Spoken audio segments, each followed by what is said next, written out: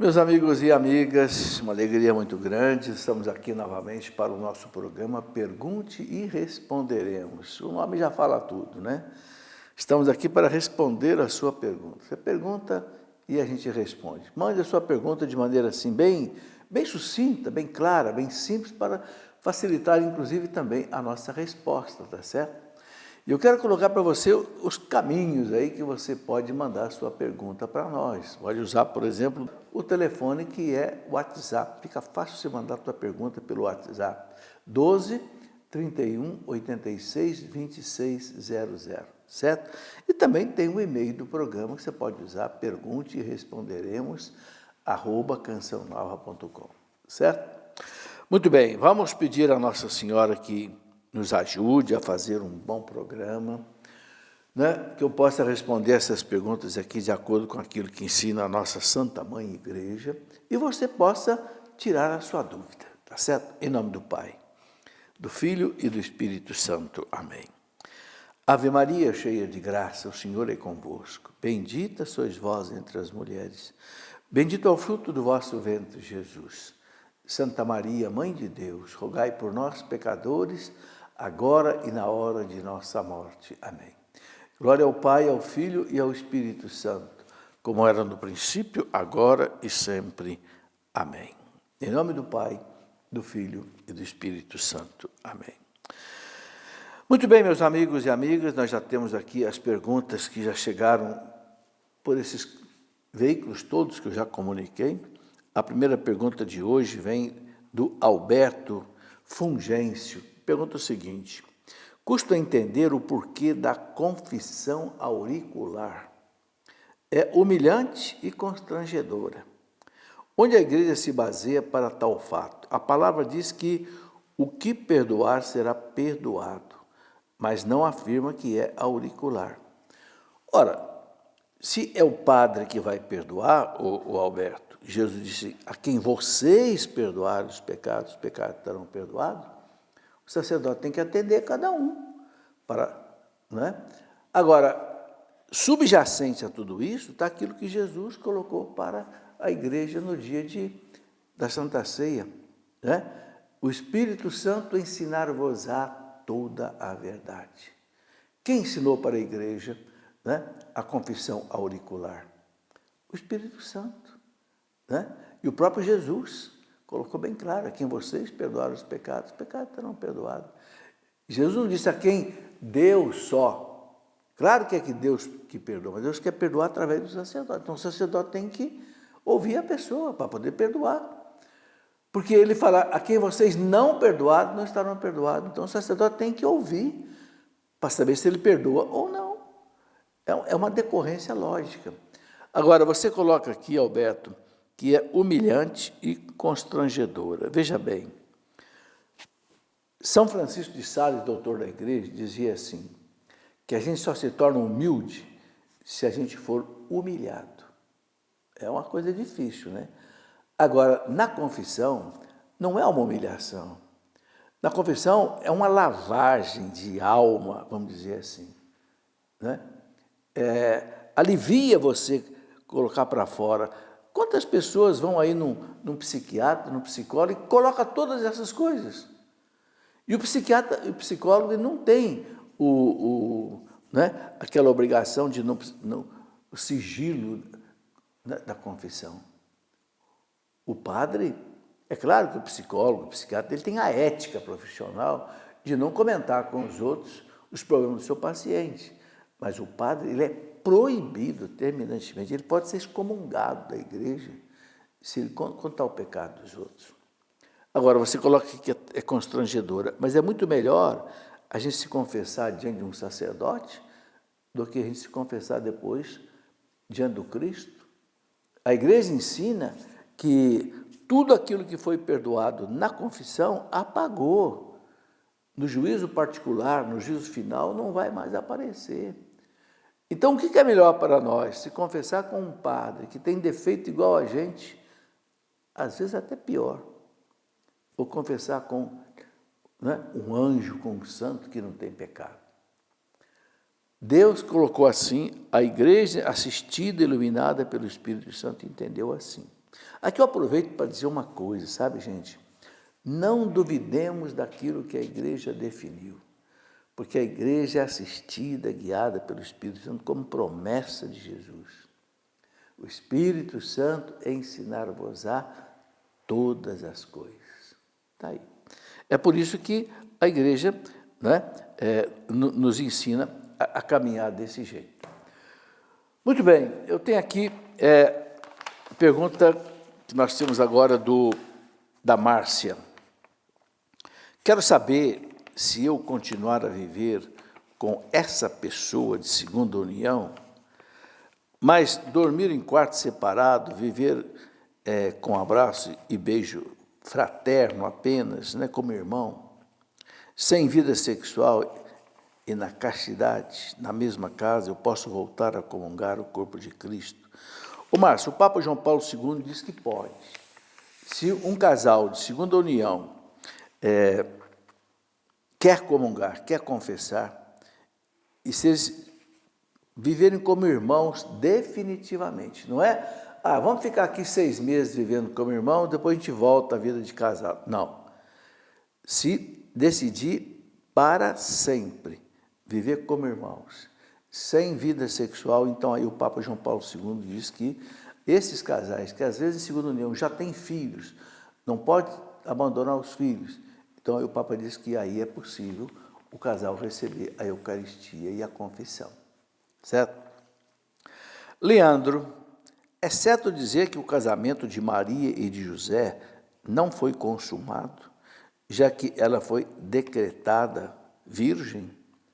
Veja, Leandro, o anjo falou para José, quando apareceu para José, não temas receber Maria como tua esposa. Então, o Senhor José recebeu Maria como a virgem, como esposa, o casamento deles foi completado, consumado. Estava nos desígnios de Deus a virgindade de Maria. Então, Deus supre essa consumação do ato sexual que acontece para os casais normais de outras maneiras. Sabe, quem sela o casamento é Deus. Então, no caso de José e Maria, é um caso extraordinário, né? Então, não tenha dúvida que José é esposo de Maria. Tanto assim, né, uma prova disso é que quando Nossa Senhora e São José encontram o menino Jesus, lá no templo, né, Nossa Senhora fala, meu filho, por que você fez isso conosco? O seu pai e eu estávamos te procurando aflitos. O teu pai. Ora, o pai, esposo dela. Entende? Então, não há dúvida sobre isso. Pergunta do Altair. Depois de muito tempo, fui descobrir que fiz a minha crisma em uma capela da Igreja Católica Apostólica Brasileira. Essa crisma tem validade perante a Igreja Católica Romana? Altair, ela precisa ser ratificada pelo bispo. Então, o que eu oriento é que você procure o bispo da sua diocese. Eu não sei se cabe aqui, nesse caso, uma sanação radical. Não sei, tenho a impressão que não. Talvez você tenha que ser crismado de novo na Igreja Católica. Mas aí, para você tirar uma dúvida com certeza, porque esses casos são casos que, assim, raros, que primeira vez que eu estou vendo uma situação dessa, né? Não sei, precisaria fazer uma pesquisa, perguntar para alguém, mas como eu recebo as perguntas, né, com pouco tempo, não dá tempo de eu pesquisar tudo. Sugiro a você o seguinte, converse com o seu pároco, o pároco certamente vai conversar com o bispo e vai decidir se você deve ser crismado de novo ou não. Certo? Se for crismado de novo, é porque a primeira crisma não valeu. Muito bem. Temos que ver se o bispo que te crismou tinha sucessão apostólica ou não. Essa é outra questão. Muito bem. Alessandra Machado. Por que não se pode dizer a palavra amém no final do Pai Nosso rezado durante a missa? É porque o Pai Nosso, durante a missa, ele está dentro da oração eucarística. E a oração eucarística ainda continua. Então, fica para dizer o amém no final, entende? No final da oração. Então, é um amém que vale para toda, vamos dizer assim, a oração eucarística. É nesse sentido. Fátima Bianchini. Como devo proceder se chegar atrasada na missa, ou seja, depois do ato penitencial, posso comungar ou não? Pode comungar. O fato, faz o teu ato penitencial sozinha, ali em algum instante da missa, e você participando da liturgia, da palavra, a liturgia, pode comungar tranquilamente. Claro que a gente deve sempre fazer o possível para chegar no começo da missa, ou até antes do começo. Mas às vezes acontece imprevisto na vida da gente, né, que a gente não consegue chegar exatamente na hora. A Eucaristia pode ser dada até fora da missa, tanto assim que os ministros levam a Eucaristia para os doentes nas casas, entende? Então, é mais um motivo que se possa receber a Eucaristia nesse caso. Eduardo Malta, gostaria de saber sobre o que se diz que o Vaticano está a preparar a canonização de Judas Iscariotes. Eduardo, a gente tem que dar risada disso que estão dizendo por aí, né? Entende? Não é dar risada da sua pergunta, não. Dar risada do que você disse. Que eu já ouvi mesmo. Gente dizer, não é a primeira vez que me perguntam isso. Eu acho que se chegar à canonização de Judas, aí acabou, aí acabou o inferno, vai todo mundo para o céu. É brincadeira isso aqui. É brincadeira de mau gosto. Sabe o que acontece? As pessoas pegam uma palavra do Papa, interpretam errada uma palavra do Papa e já sai dizendo que o Papa vai canonizar Judas. Brincadeira. Hudson, se os demônios possuem o corpo dos porcos, a mando de Jesus, podemos acreditar que os anjos podem possuir o corpo de animais e ajudar o ser humano? Não, nunca. Né? Deus não permite que haja uma possessão, que a possessão não está no plano de Deus. Né? Os anjos são bons, né? Jamais Deus vai permitir uma possessão numa pessoa, mesmo ou num animal. Não está nos planos de Deus. O demônio faz isso porque ele é um inimigo, ele é maldoso, ele quer prejudicar, né? Mas não, com os anjos isso não pode acontecer.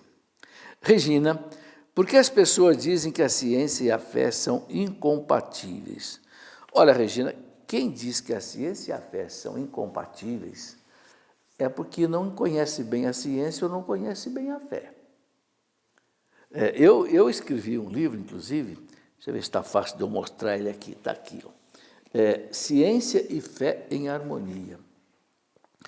Nesse livro aqui eu coloco, pelo menos, uns 30 grandes cientistas que foram gente de muita fé.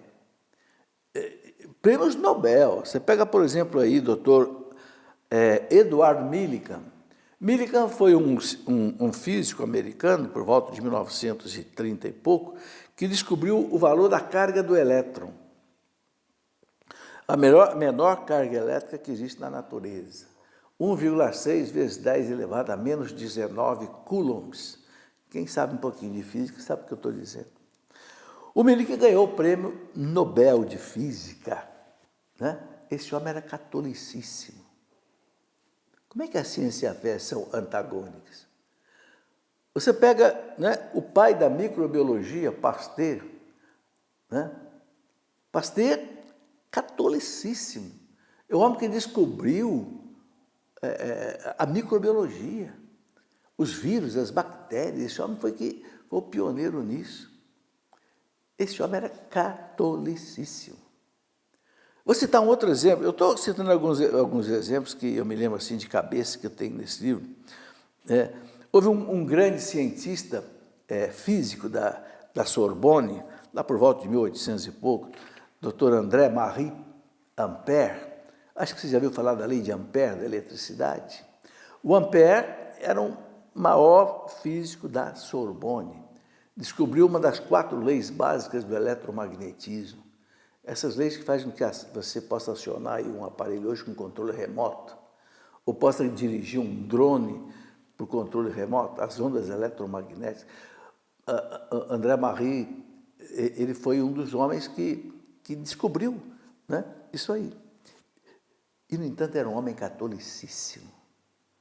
Um dia, Dr. Ampère estava na Catedral de Notre-Dame de Paris, rezando o terço, e entrou um jovem que era estudante de Direito da Sorbonne. Esse nome se chamava Ozanam, Frederico Ozanam. E o Frederico Ozanam, quando viu o doutor Ampère rezando o terço, ele disse, eu tenho que acreditar em Deus, eu tenho que acreditar em tudo isso. E Ozanam teve assim como que uma mudança de vida. E Ozanam se converteu tanto ao cristianismo, né, ao catolicismo, que Ozanam fundou a Sociedade de São Vicente de Paulo. E hoje é beato, né? Ele viu o Dr. Ampère, um dos maiores físicos da atualidade. Sabe, então, quem diz que a ciência e a fé são inimigas é porque não entende uma coisa ou outra. O que acontece é que a maioria dos cientistas, a maioria, eles não estudam religião. Eles ficam naquele conhecimento de primeira comunhão, às vezes nem isso. Ora, assim como aquele terninho de primeira comunhão não serve mais para o adulto, aquela fé de primeira comunhão não serve mais para a cabeça de um cientista. Então, o que acontece na universidade? A universidade começa a achar que as coisas da religião são crendices, são lendas.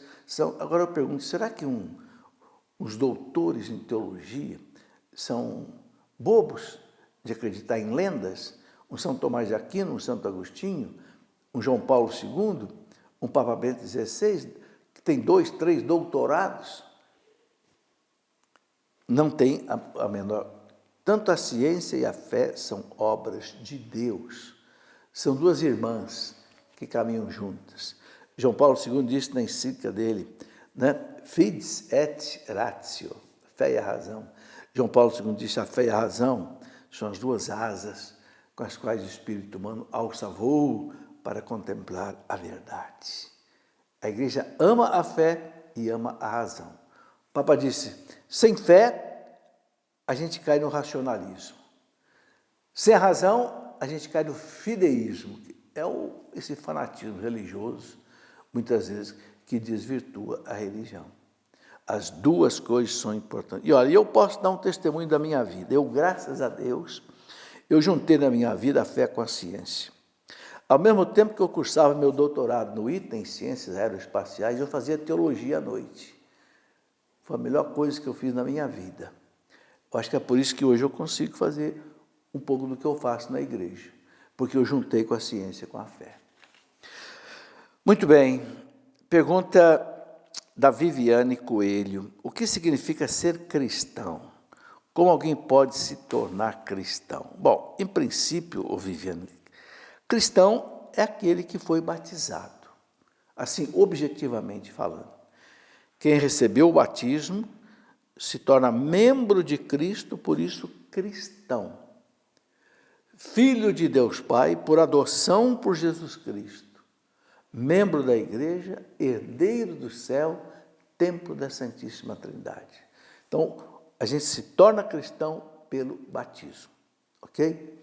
Agora, nós cristãos católicos, né, somos unidos à Igreja Católica, submissos ao Papa, acreditamos em todas as verdades que a Igreja nos ensina, né, que estão principalmente no nosso catecismo, né?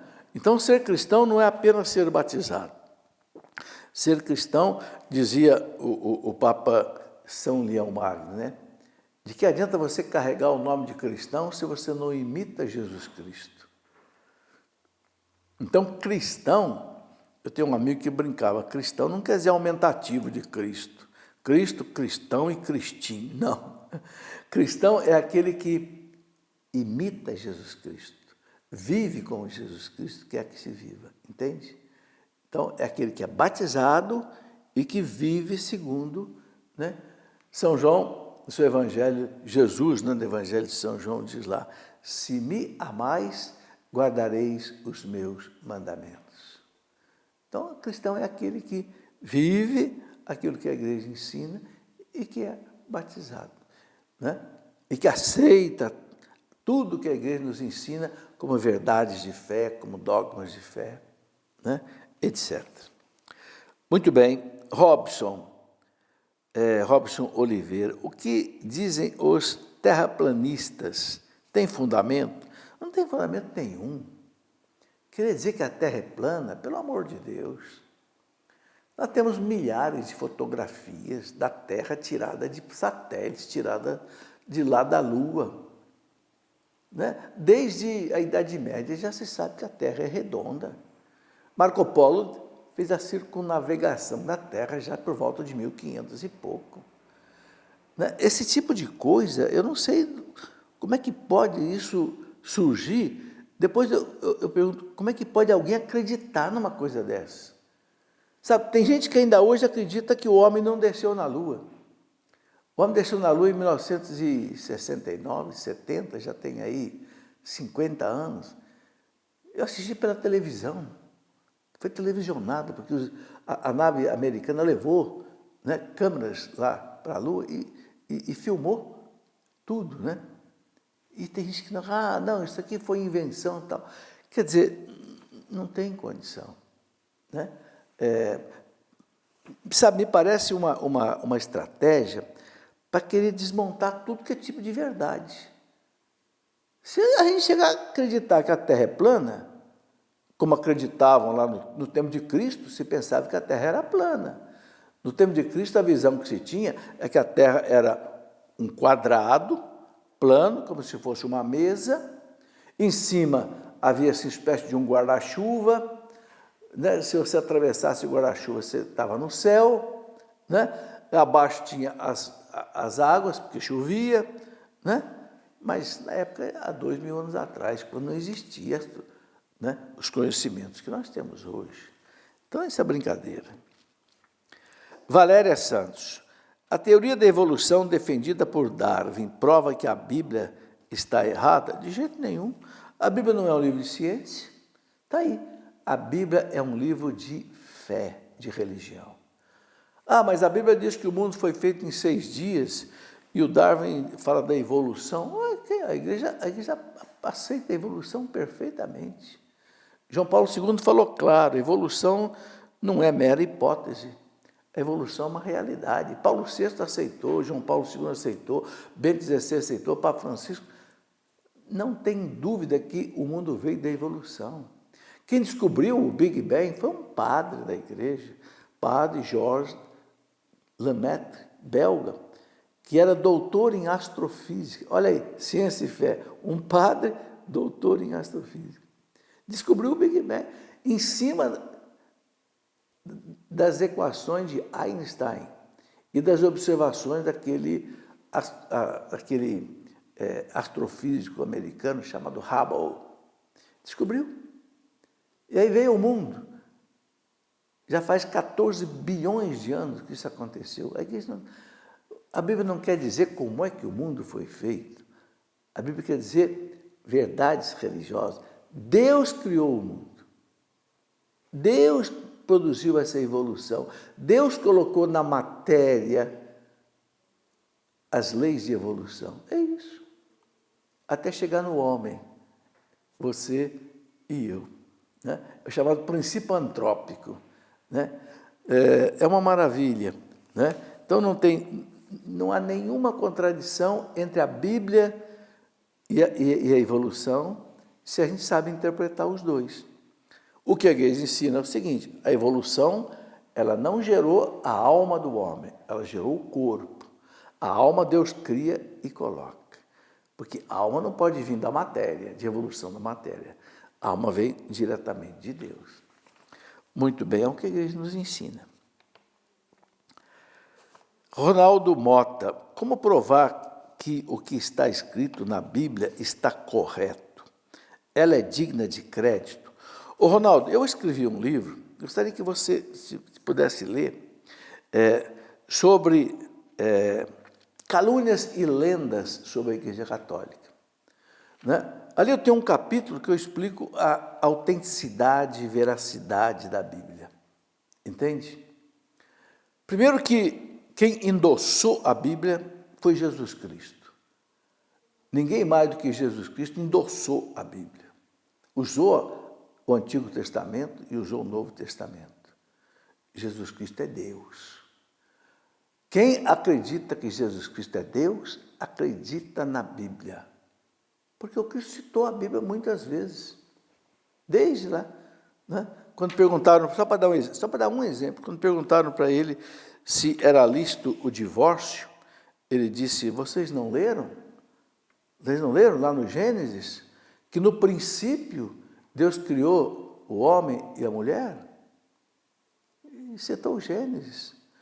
Quando ele enfrentou o demônio, ele citou Deuteronômio 3 vezes para o demônio, que é prova maior da autenticidade da Bíblia. E citou a Bíblia, muitas vezes. Se Jesus, nosso Senhor Jesus Cristo, Deus, citou o Antigo Testamento, mas ainda o Novo Testamento tem valor. Beleza? Vamos para o nosso intervalo e a gente volta daqui a pouquinho. Meus amigos e amigas, já de volta com o nosso Pergunte e Responderemos. Quero lembrar você que se você quiser assistir algum outro programa que você não assistiu, você pode entrar aí no site tv.cancionova.com/programa, tá? tv.cancionova.com/programa. Você escolhe qual é o programa que você não assistiu ou quer assistir de novo, tá certo? Muito bem. Outra coisa que eu quero lembrar você é que a Canção Nova, você sabe muito bem, né? Ela não tem propaganda, não tem comercial, não tem nada disso. E também não é subsidiada por nenhuma ONG, nem nada disso. Não, é você. Você é o agente mantenedor da Canção Nova. Graças a Deus. E olha, desde que isso começou há quase 40 anos atrás, com a Rádio Canção Nova, depois com a TV Canção Nova, tá certo? Monsenhor Jonas teve essa fé, essa coragem, né? Eu diria até esse heroísmo de dizer, eu vou criar uma rádio e uma TV sem propaganda. E criou e está aí até hoje. Que coisa maravilhosa, né? Deus mantendo a sua obra através dos seus filhos. Então, ajude a Canção Nova. Paulo VI dizia que aquele que ajuda a obra da evangelização tem os mesmos méritos do evangelizador. Então, você que está aí custeando a Canção Nova, você tem o mesmo mérito de quem está trabalhando aqui na Canção Nova, fazendo programas, celebrando missas e etc. É um jeito de você evangelizar. Muito bem. E também você tem aí o material que a Canção Nova tem de evangelização, que você comprando, você também, esses livros todos que a gente mostra, você pode, né, ajudar a Canção Nova. É só você entrar no nosso telefone, aí, o telefone 12 31 86 2600, e você adquirir os livros, adquirir, né, os outros produtos que você queira adquirir. Eu quero aproveitar que nós estamos aí começando para mostrar aqui alguns livros que ajudam a nossa caminhada. Breviário da Fé, né? É uma página para você se alimentar cada dia. Esse Breviário da Fé é um texto dos Salmos, nós temos 150 Salmos, né? E uma reflexão rápida em cima de cada um deles, para que a nossa fé seja alimentada a cada dia. A gente precisa alimentar a fé, sabe? Do mesmo jeito que a gente alimenta o corpo, a gente precisa alimentar a alma, alimentar a inteligência, entendeu? Bom, um outro livro que eu gosto muito de mostrar, O Segredo da Sagrada Eucaristia. Esse livro aqui é um trabalho que eu fiz de uma espécie de uma monografia. Existe um santo na igreja maravilhoso chamado São Pedro Julião Eymar, devotíssimo da Eucaristia. Escreveu 5 volumes sobre a Eucaristia. Eu fiz uma síntese e coloquei aqui O Segredo da Sagrada Eucaristia. Tem coisas maravilhosas que esse homem ensina, que eu coloquei aqui nesse livro. Muito bem, eu criei na nossa editora um clube do livro. Esse clube do livro, cada mês a pessoa recebe 2 livros, né? E esse livro, Passagens Difíceis dos Evangelhos. eu recebo muitas perguntas em que a pessoa, professor, como é que interpreta essa passagem do Evangelho assim, assim?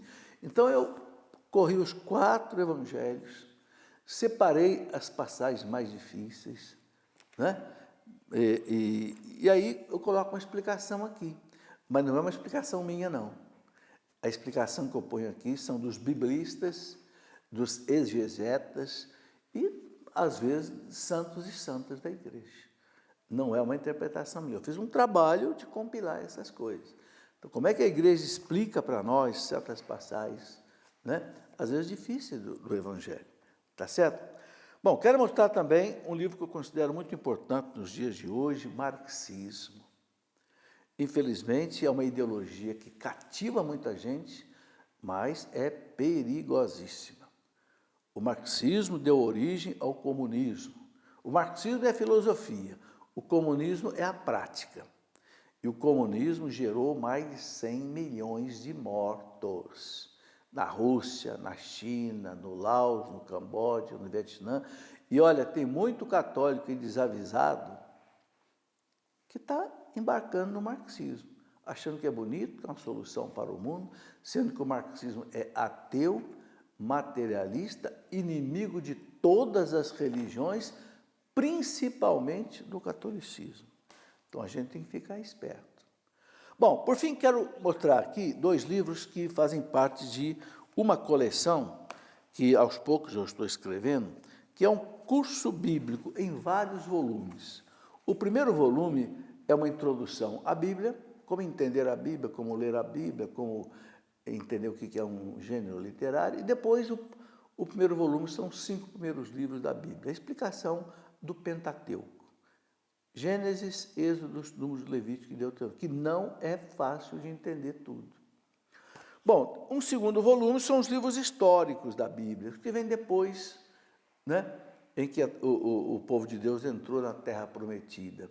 O livro de Josué, dos Juízes, dos Reis, das Crônicas, né, de Samuel, 1 e 2 Samuel, depois 1 e 2 Macabeus, tem Judite, Esther, etc.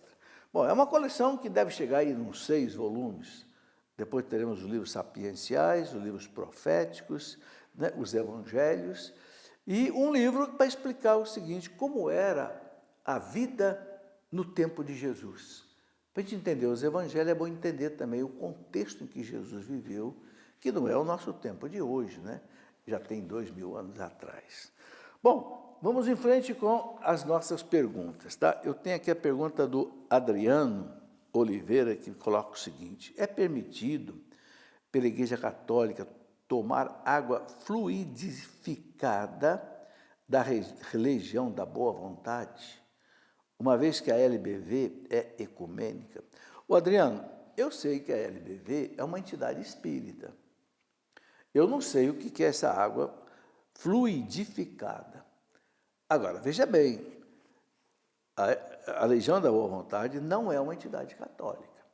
Então, eu penso que para o católico não deve ser bom participar disso.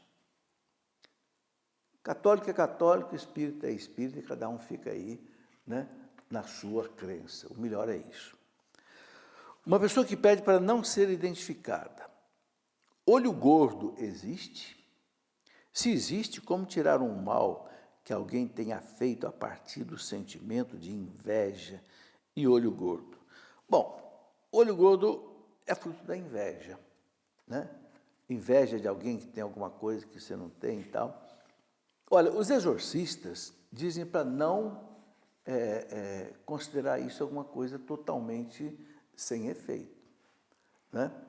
Agora, o que é importante para se livrar dessas coisas? Não é só isso aqui, outras coisas, maldições, pragas, é você estar em Deus. São João diz assim: aquele que está em nós, Deus, é maior do que aquele que está no mundo, o demônio que age no mundo.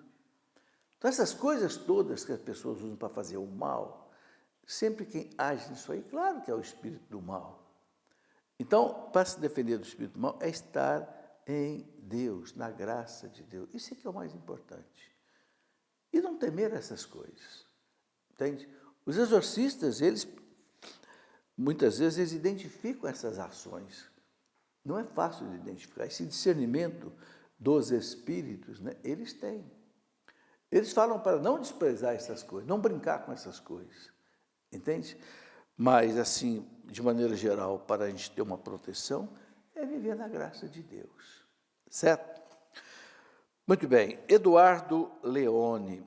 Os milagres de Jesus tiveram alguma comprovação científica? Ô, Eduardo, a comprovação científica está ali na reação do povo. Né?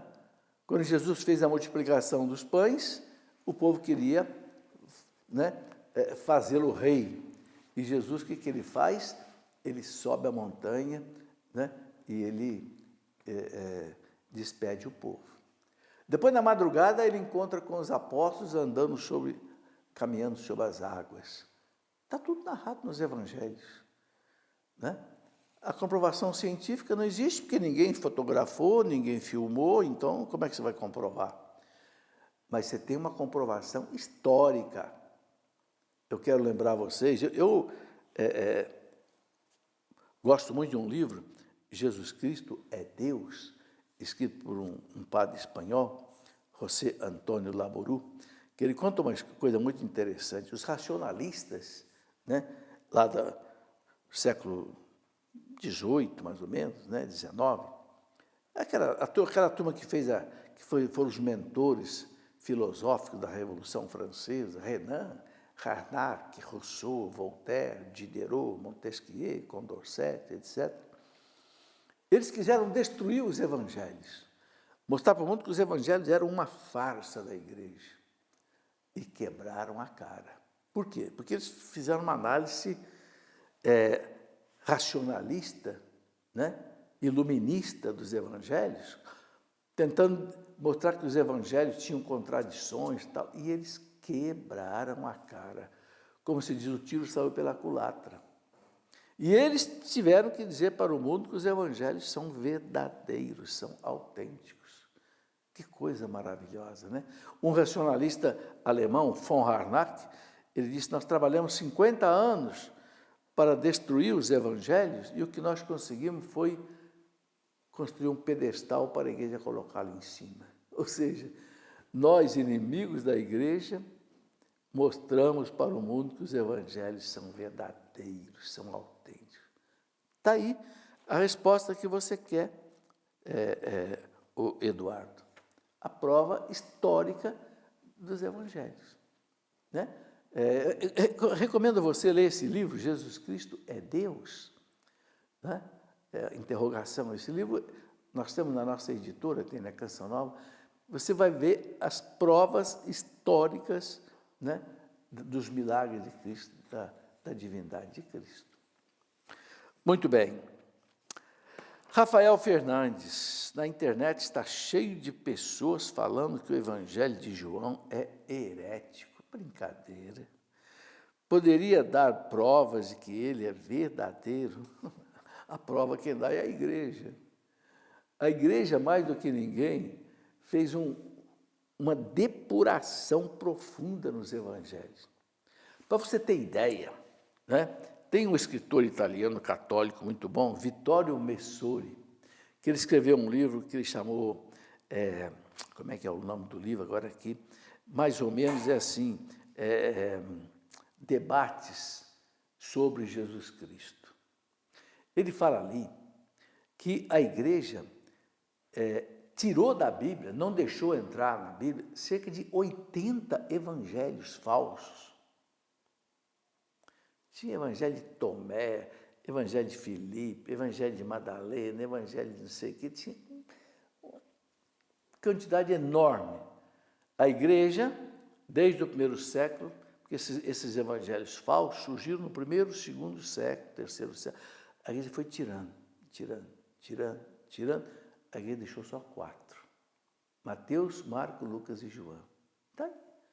Agora, vai dizer que o evangelho de São João é o evangelho herético, o evangelho mais, assim, espiritual, vamos dizer, mais teológico dos 4 de João. Eu não sei onde é que as pessoas tiram essas coisas. Depois de 2000 anos que a igreja medita o evangelho, os santos, os doutores, os papas, os fiéis. Aí vem alguém no século XXI e diz, não, o evangelho de João é herético. Sabe, gente, há uma máxima na filosofia que é isso. Aquilo que se afirma gratuitamente, também é negado gratuitamente. Cadê as provas de que o evangelho de João é herético? Aonde que o evangelho de João fere a doutrina católica? Aonde? O que é heresia? Heresia é alguém que nega uma verdade da igreja, que é uma verdade absoluta, um dogma. Pelo contrário, o evangelho de São João é um dos evangelhos mais usados para confirmar os dogmas da igreja. Eu não sei onde é que as pessoas, né, tiram essas conclusões. Né? Gustavo, Maria também era descendente de Davi? Sim, a história mostra que Maria era descendente de Davi. Mesmo porque naquela época as pessoas se casavam na mesma tribo. E José era da tribo de Judá, da tribo de Davi. Então, certamente casou com Maria da tribo de Judá, da tribo de Davi. Era outra conclusão.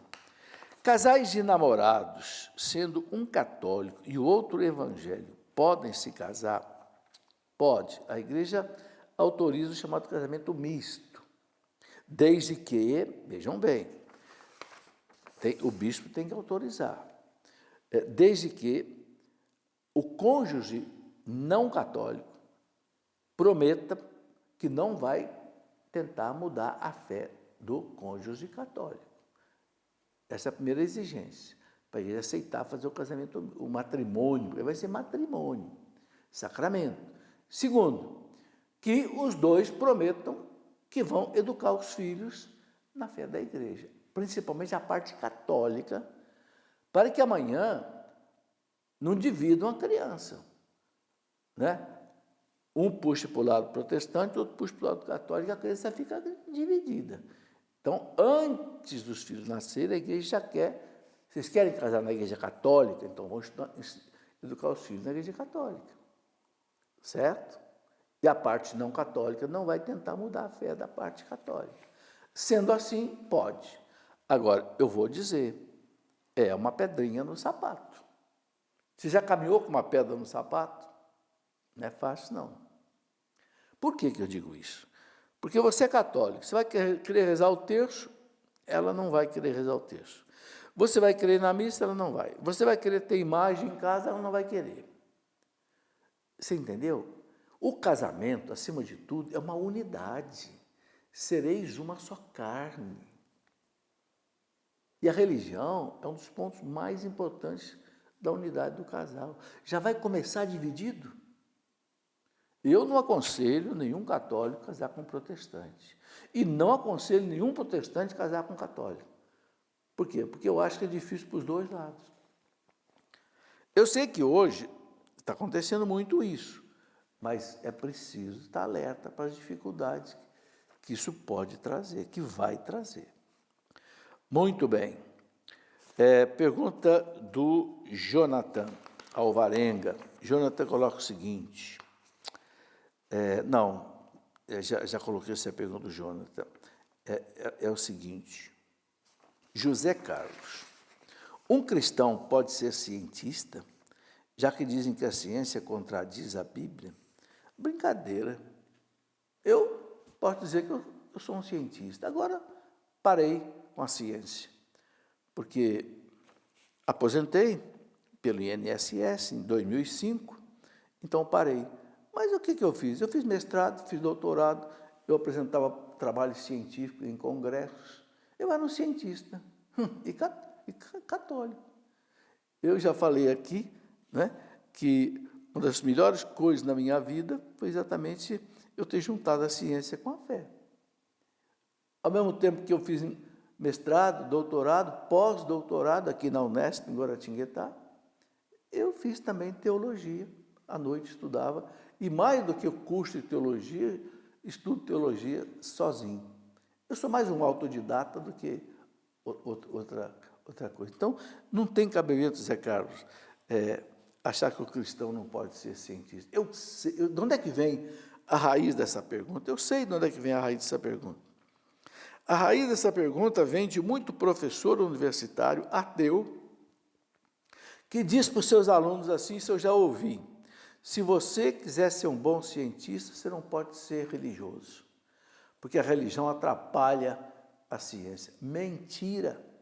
Eu já citei aqui, né, o pai da microbiologia, Pasteur, eu já citei aqui Millikan, que descobriu a carga do elétron, né? A lei de Ampère, descoberta por grande Ampère, todos homens catolicíssimos. Eu tenho um livro inteiro na minha casa, não foi eu que escrevi, não. Cientistas católicos. Ixi, tem padre de montão cientista, né? Quem descobriu as notas musicais, inventor, foi um padre da igreja. Quem descobriu o Big Bang? Um padre da igreja. Quem descobriu o sistema heliocêntrico? Nicolau Copérnico, que era cônego, padre da igreja. Está cheio de padres cientistas. Como é que o cristão não pode ser cientista? São perguntas que realmente não têm lógica. Entende? Eu não sei de onde é que essas perguntas estão nascendo, né? Quer dizer, eu não estou querendo aqui, José Carlos, criticar você, não. Eu quero criticar da onde que essas coisas estão vindo. E eu até acho bom que elas apareçam aqui, porque aqui eu tenho oportunidade de desmentir essas mentiras, entendeu? Mas é uma coisa, eu não consigo entender, com toda a história da humanidade, com toda a história de cientistas, né? Eu sugeriria que você depois lesse esse livro, Ciência e Fé em Harmonia. Aqui eu sinto uma quantidade enorme de padres e leigos, cientistas cristãos. É prova inconteste, né, disso que a gente está falando aqui. Vera Lúcia, existem evidências científicas que provam a existência de Deus? Olha aí, as perguntas estão chegando tudo no sentido de desacreditar de Deus. Você sabe onde é que vem isso, gente? De novo, Vera Lúcia, não é a você que eu quero questionar, não. Eu quero questionar de onde é que está vindo esse borbulhões de ateísmo. Vem de um ateísmo que está crescendo no mundo. Existem evidências científicas que provam a existência de Deus? Cheio de evidência científica. Eu que fiz física e matemática, fiz doutorado em física, né? Você não consegue explicar o mundo sem Deus. Você não consegue explicar o Big Bang. Como é que chegou até nós, depois de 14 bilhões de anos, monitorado pela ciência, não é monitorado pela igreja, não. Quem descobriu tudo isso foi a ciência, que começou lá naquele ovo cósmico, que começou a se abrir e chegou até nós. Quem é que pode fazer uma coisa dessa? É o acaso. Que acaso? Acaso não tem poder, acaso não tem inteligência, acaso não tem capacidade de organização nenhuma. O mundo está assim, coberto de provas científicas da existência de Deus. Você pega o sistema solar do microcosmos e do macrocosmos. O microcosmo da beleza de um átomo, onde você tem ali o núcleo envolvido por elétrons que têm órbitas energéticas. Quando um elétron muda de uma órbita para outra inferior, ele emite um fóton, que é a luz. Quem fez tudo isso? Quem que faz o Sol nascer e se pôr? Isso não é uma evidência científica da existência de Deus? Agora, sabe, para concluir, para não alongar muito a nossa conversa aqui, né, o grande Santo Inácio de Loyola dizia assim: para quem tem fé, não precisa prova nenhuma. Para quem não tem fé, você pode dar todas as provas do mundo que não é suficiente. Então não adianta, se a pessoa não tem fé, se a pessoa se diz ateu, recalcitrante ali, você pode dar todas as provas do mundo que você diz, isso não é. Quem tem fé, você não precisa dar quase prova nenhuma. Basta para ele olhar as estrelas, ele já acredita em Deus.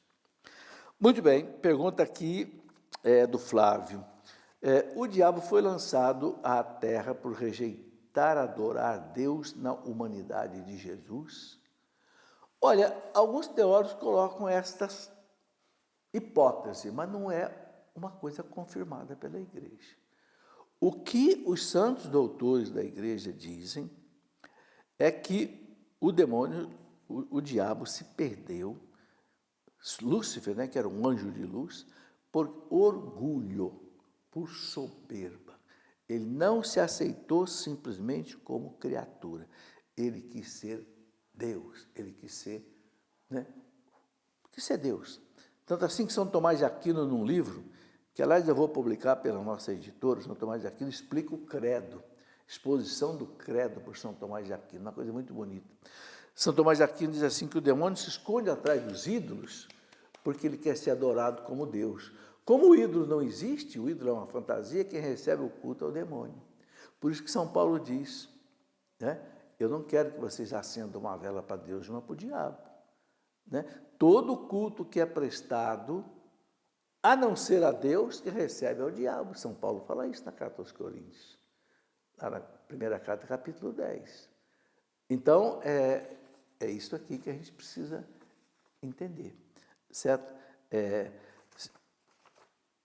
Essa hipótese de que o demônio não quis aceitar, adorar Jesus, porque Jesus se fez homem, é uma hipótese que os teólogos colocam, mas que a igreja, vamos dizer assim, não bateu o martelo, Mas não deve ser, assim, desprezada totalmente. Muito bem, chegamos aqui ao final do nosso programa de hoje. Agradeço a você que nos acompanhou. Continue mandando aí as suas perguntas. Perguntas eu sei que não são fáceis de serem respondidas. Eu até peço desculpas se não consigo responder tudo, mas pelo menos eu tento jogar um pouco de luz na questão. Continue estudando, continue perguntando para quem sabe mais do que eu, e você vai fortalecendo a sua fé. Tá bem? Que Deus te abençoe. Em nome do Pai, e do Filho, e do Espírito Santo.